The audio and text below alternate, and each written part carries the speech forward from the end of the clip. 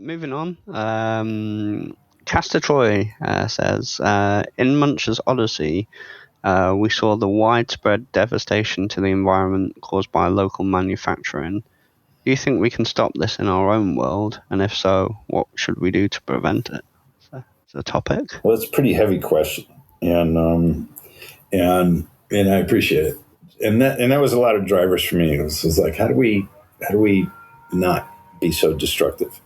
I think the biggest problem we have is that big powers are focused on what do they call it? Designed obsolescence. It's a design term, but it's built-in obsolescence, which is they want the product to fail in a short amount of time. I think there's a phenomena that's happening, and any of you can validate this at any second by going to YouTube and searching restoration or restored antique this or planned obsolescence. Thank you, Gustav. And planned obsolescence, which is like, I find it really offensive, and I think it's a terrible practice, and I find it outrageous that the so-called climatologists are not identifying these things as the biggest problem on the planet, because they are, right? The world's oceans are threatened by a lot of things, but the number one thing is plastics. And you will not see the big NGOs that are designed to save the world's oceans, like World Ocean Federation, blah, blah, blah, blah. I don't think that's what it's called. I think it's the Ocean Foundation. They're supposed to protect the world's oceans, and you will never see the biggest problems mentioned in their annual reports about what the problems are. So we live in this world where we think these organizations are good and doing good. When we really find out they become cover-up operations. What they call them astroturfing, which is you're trying to take every business and turn it into a green, eco-sustainable idea for people, but they don't actually want to change any of their practices.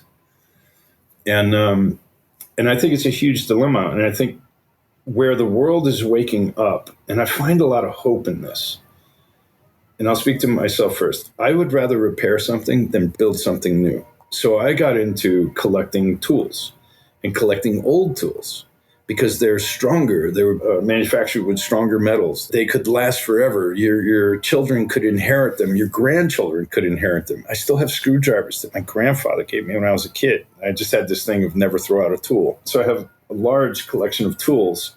But the thing that I didn't see coming is right now, if you search YouTube, the restoration of a 100-year-old hammer or restoration of a 100-year-old drill.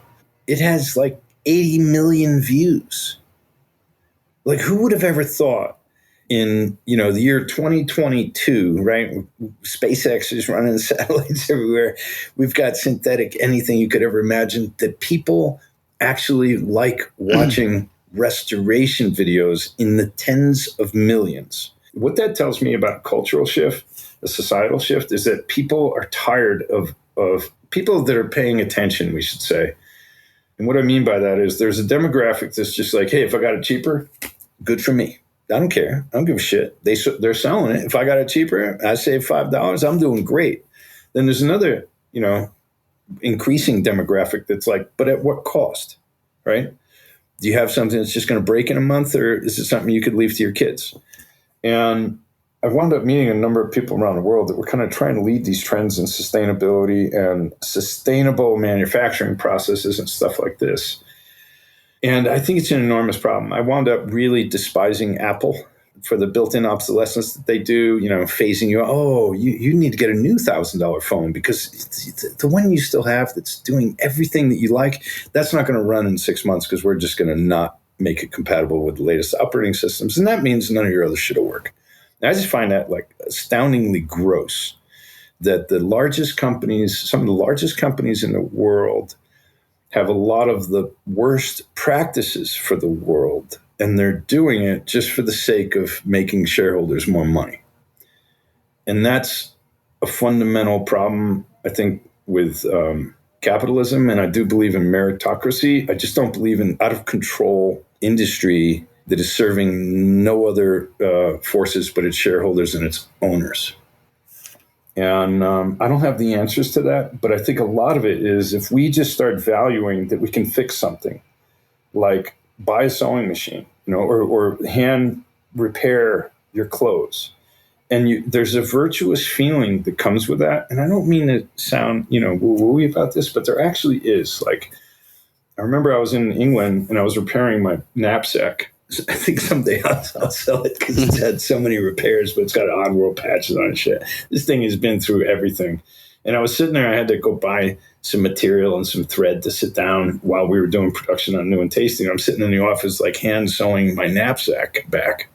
But every time I had a rip somewhere, I would sew a new patch, and then it just gave it more character over time. And then eventually you have something that's just absolutely unique, and only time could have shaped. It's just a little way of saying, like, if you see that thing that's dirty that you have, but it still could function, but it feels old, just see what happens when you clean it up, and that return to sustainable things that you buy. Like, I won't buy cordless drills or power tools that take rechargeable batteries, because I know in 5, 6 years, 10 years, they're not going to make batteries that fit it anymore, because they're going to say, oh, you need the new drill. But the one that my father gave me, in the 70s, I still have, because it had a cord on it and I never broke it and it was built well. And so to these things, I go, restore a car. If you buy something, take really good care of it and see how long you can make it last. And I think if we start valuing that, and I think we are right now, more out of necessity, because, scarcity of things, if we find the less that we're throwing out and the more that we're just taking care of what we have, it can really do a lot to shift the dynamic. And if we can show that there's a population that's willing to buy something that's more sustainable, lasts longer, becomes an heirloom in the family, then we're making a good shift to where the perception of the products that aren't employing those practices, hopefully people care more about learning about.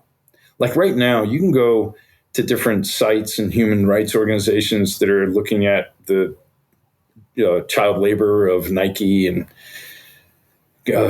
mining for various lithium batteries and the things that are involved with making chips and silicon and all this. There's some really devastating practices on the tail end of that, where those things are being made. Child labor, horrible conditions, rampant suicide, like all kinds of terrible things, diseases in the people. Look at the shipbreakers of Bangladesh. It's just like they're walking around in the most toxic sludge with bare feet. And, we got out of some of those practices from the previous industrial revolution, and yet they're still here in different parts of the world. So I think the more that we value the longevity of a product, the more we might be willing to pay for it, rather than getting the cheaper version that saves us the most money. We buy it once instead of buying 5 over our life. I think the more that that's happening, and I see no better indication of this than videos on restoration.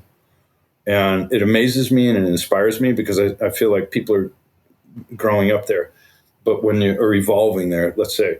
And when you fix something yourself, it's kind of like when you grow your own food, and only the people that do it can really tell you the experience of it. And they can't exactly quantify it, but they say it feels so virtuous. I feel so good when I do this.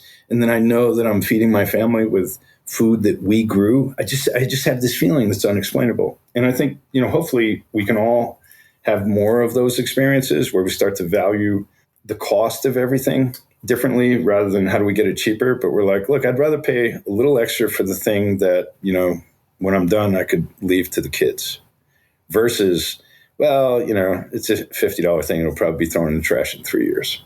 Sorry to have such a long-winded excuse, but it is a topic I think a lot about. That's a very cool answer. And I have some heirlooms in the family.